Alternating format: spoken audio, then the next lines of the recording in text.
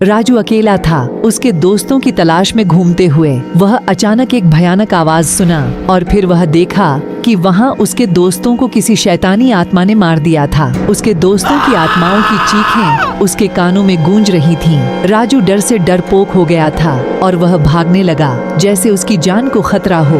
उसने महसूस किया कि वह जंगल में अकेला नहीं था, बल्कि वहाँ कुछ और था, कुछ बुरा, कुछ जो उसके दोस्तों को भीना चाह रहा था। उसके मन में डर और भय ने उसकी आत्मा को घेर लिया था। उसने अपने दोस्तों की चीखों को सुना जो अब सिर्फ उसके अंदर ताजा कोरे की तरह खोज रही थी। राजू को वहाँ कुछ महसूस होने लगा जैसे कोई उसके पास ही है। उसने आत्मा की उस गहरी आवाज को महसूस किया जो उसके अंदर दबी थी। वह अचानक ठहरा और उसने अपने चारों तरफ झांका। उसने एक अनजान प्रकाश की चमक देखी जो उसकी दिशा में आ रही थी। राजू का दिल धड़कने लगा। उसके अंदर विश्वास और डर दोनों ही उमड़ रहे थे। उसने अनजान संबंध की एक अजीब सी स्पर्श को महसूस किया, जैसे कोई अनजान शक्ति उसको आगे बढ़ने के लिए प्रोत्साहित कर रही हो। जैसे ही राजू वहां थमा, एक आत्मा उसके सामने प्रकट हुआ। उसका सामना करने पर राजू का दिल धड़क रहा था, पर वह अजीब रूप में चौंका हुआ भी था। आत्मा की उच्चता और शांति ने राजू को वश में किया। वह आत्मा अद्भुत और शांत थी, जैसे एक पवित्रता से भरा हुआ व्यक्ति। उसकी आंखों में वह अनजान सौंदर्य और ताजगी थी जो राजू को खींच रही थी। राजू का मन चकित होकर ठहर गया। उसने आत्मा के शांत स्वर में एक अनजान आवाज सुनी। वह आवाज उसे चैन से भरा महसूस करा रही थी, जैसे कोई उसे कुछ बताने की कोशिश कर रहा हो। राजू बहुत घबरा गया था। उसकी सांसें तेज हो गई थीं और वह उस आत्मा के सामने कुछ भी कहने से पहले भागने की कोशिश कर रहा था।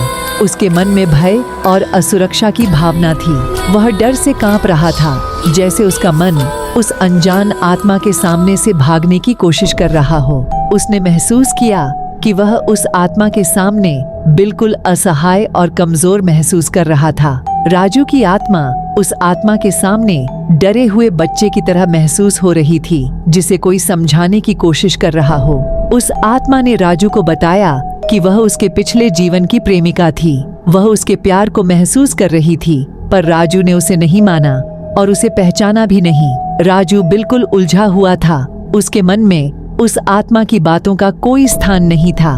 उसने महसूस किया कि वह सिर्फ एक अज्ञात आवाज है जो उसे धोखा दे रही है। राजू ने उसे नकार दिया। उसने उस आत्मा को पहचाना नहीं और उसके दावों पर विश्वास नहीं किया। उसकी मानसिकता में सवाल था और उसने सोचा कि यह सब कुछ केवल भ्रम है। राजू को डर से भागने की चेष्टा की, पर वह आत्मा उसे छोड़ने का नाम नहीं ले रही थी।